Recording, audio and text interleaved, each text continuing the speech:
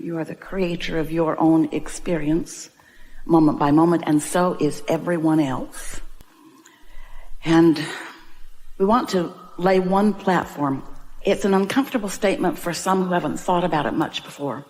We think that you'll feel the harmony of it as your understanding begins to bubble back to the surface, as you begin to remember all of this stuff that you have known for a very long time. In this universe, in this physical time-space reality in which you are focused, there is not an already decided right and wrong about stuff. And you get the sense of that as you watch different families or cultures or civilizations making different decisions about different things, about what they deem is right and wrong. And they give each other such a hard time. In other words, the confusion about that, the argument over what's right and wrong, and the determination to make those that are doing what you consider to be the wrong thing stop doing it, and their decision to get you to stop doing the wrong thing. It is at the heart of the discord, not only that you have with each other, but the tug of war that you generate within yourself, which is really the only one that we're talking about ever, is that tug of war between you and who you really are and all that you've become. And so today, for a little while, rather than thinking so much about, Esther used to say to us, well, I wouldn't do that. I would never do that.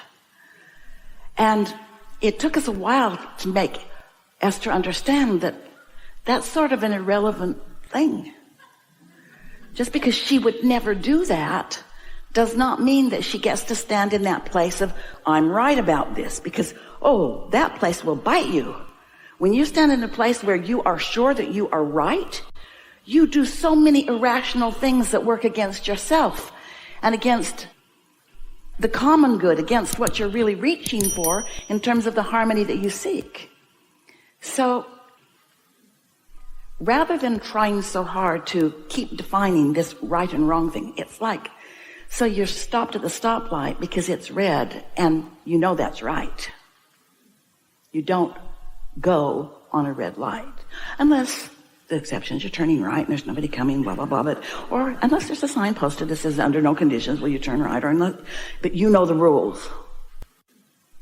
And you've decided that you're not going to break this rule. And then you're doing something else that you knew was right because you remembered it from your driver's education training, that when you stop, you look in your rearview mirror to see what's happening behind you. So here's a red light and you're stopping, but you also do that other right thing. You look in your rearview mirror and you see that the 18-wheeler that's barreling in behind you apparently doesn't see the red light and he's not going to stop. So what do? Well, if you're an upright citizen, you sit there and you let him cream you. Because that would be the right thing to do. Or do you follow the path of least resistance? Do you use your own ability to evaluate, and do you allow this broader perspective being that is really you to feed you the impulse to always keep you going with the flow, with the well-being that you seek and with the love and kindness that you are? And so we know that's really a ridiculous analogy, because it's only those who don't pay attention who would not move out of the way of that. But there's a whole lot of things that you don't move out of the way of because you've practiced being in the way of them, because somebody has taught you that being in the way of that is the right thing to do.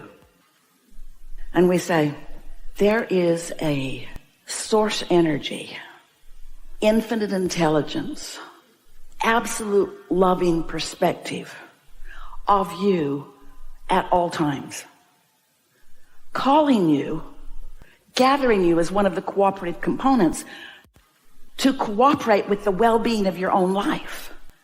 But you got to be in the mood. You got to be in the vibrational atmosphere. You can be so resistant to your own guidance system. And when you are, then we know you want to blame the circumstances, you want to blame the others. And we don't want you to blame anyone. We want you to know what you don't want and know what you do want, and understand that when we talk about the path of least resistance, we're talking about the path of most allowance.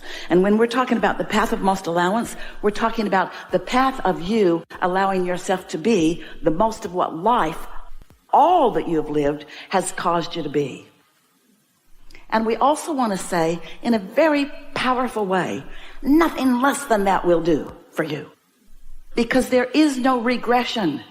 You can't live life which causes you to know what you don't want and ask for more, and your inner being stand there in your vortex with what you've asked for, focused upon what you've asked for and understanding it completely, and the law of attraction responding to that point of view, and all of the cooperative components being gathered to who you have become, and you not be one of them, and you feel good.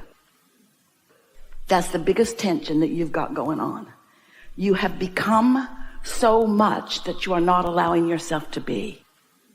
And most of the reason that you don't allow yourself to be what you've become is because you are arguing for the limitations that you learned when you were little or yesterday.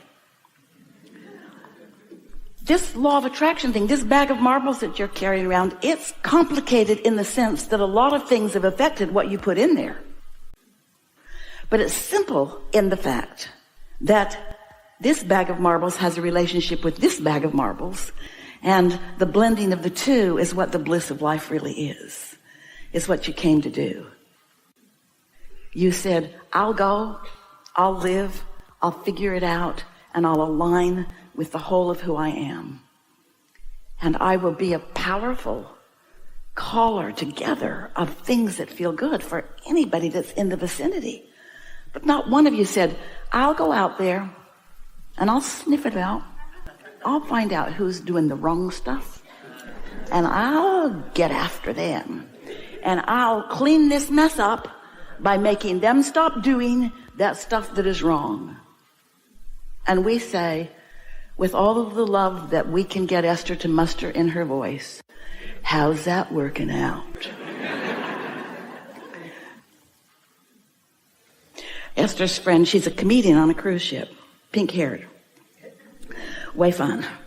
And she calls Esther at the end of every cruise that she goes on, that the comedian goes on, and talks about where they were, how beautiful it was, and whatever happened that was significant. And she called Esther and said, oh, this was the worst cruise. And Esther said, oh? She said, yeah, the stage manager did not know what he was doing. And Esther said, and? And her friend said, so I had to tell him. And Esther said, how'd that work out? She said, it was terrible. It was terrible. He wasn't having any of it. We just battled the whole time. It was miserable. I couldn't get off that ship fast enough. And so Esther's talking to us about it after. She likes meaty things to chew over. And we said, your friend is not the stage manager. She's not the law of attraction either.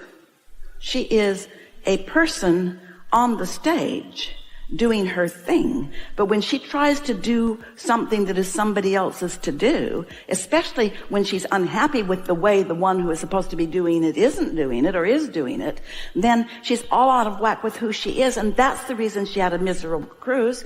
She can blame it on that person, and she can let that be the reason. She's arguing for her limitations and using that as the object of her attention. But this is what's really going on. This is the story. This is what's really going on. You all said, I'll go, let's go, have experiences. Everybody said that. Let's go and make choices. Everybody said that. Everybody said, there's going to be stuff that I agree with and stuff I don't agree with. Everybody said that. It's like a hair blowing back experience sometimes. And it's happening. And if something is intense and not wanted, you just have to sort of give yourself a break in an attitude of this too shall pass, and not try to hit it head on. Because when you try to hit something head on that you are living in a strong way, you perpetuate it. So take a nap, take a walk. Distraction is just about the best thing that you can do. But if something's really happening, it's hard to be distracted by something that's really happening. But that is the answer. the path of least resistance, better said, the path of most allowance, is a variable on different subjects. Some subjects you've thought about longer. Some subjects you've thought about more purely. In other words, you don't have so much contradiction going on. Some subjects you have a whole lot of marbles about them, but more important, some subjects you activate more often. And sometimes it's because of influence of people around you or because of what's going on in the world in general. It is attention to the subject that keeps them active. It seems like it's complex, but it's really very simple. There are a lot of labels that could be applied to it, but the label that we apply to it is the law of attraction responding to thoughts that you continue to think. And don't try to analyze it or figure it out or explain it or defend it or justify it. Just accept that it is law of attraction's response. And then you do have, like right now in this moment, you are exercising your ability to acknowledge which of that you prefer and which of that you don't prefer. So this is a good time to deliberately choose existing marbles for the parts of what you're living that feel good. There's a saying that it's not so prevalent anymore, but it has been over time. The devil made me do it. I can't explain what's going on. I'm possessed. I can't explain what's going on. And we say, the law of attraction is responding. If you could give up the need to explain how whatever that the law of attraction is responding to got there, and just start fresh with, oh, the law of attraction is responding, then you could get out ahead of it a little bit by deliberately deciding what you prefer, even of that. Esther's been playing a really effective game with herself really recently because it occurred to her because someone asked a question. And as we responded to it, as Esther was driving back to her house, she thought, oh, this is big. And this was the reply that we gave to someone. A lot of what you are saying or thinking, you're receiving from your inner being. A lot of it. Not all of it, but a lot of it. And of course, the better it feels, the more likely that is the case. It doesn't mean that you cannot be saying things that your inner being is completely at one with also, but so much of what occurs to you is a direct inspiration coming from source. And Esther thought, I'm going to start following those impulses, because for a long time she thought if it was coming from source, and she thinks of Abraham as source, and we are a part of what she thinks of as source, but it's profound, and it's infinite intelligence, and it's helpful. But sometimes it's get a drink of water. Sometimes it's get up from your desk and move your body a little bit. And so we would like to say to you, we really want you to hear this. A lot of what you're receiving is that pure energy from source. And when it feels like it's the opposite of that, it's because this is what you want so much. And when you don't think you can get that, a lot of times when people are talking about wanting more money, they don't realize what they're doing is amplifying the fact that they don't have enough money. Because it's really the same subject that's being amplified on both ends of the stick at the same time.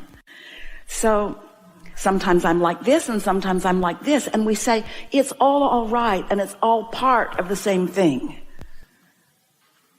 Just focus on what you are doing and let the only clarification that you're reaching for be, how can I follow my path of least resistance? And if you're saying, I should be doing that, I should be doing that, I should be doing that, you're not following the path of least resistance. We're going to give you a strong statement. One of the best things is to discover how you get to make clarity out of chaos. It's through focus. But it's through liking clarity. If you're trying to sort through the chaos for the clarity, the chaos just gets bigger. But if you're trying to find or feel the clarity, feel the difference in that?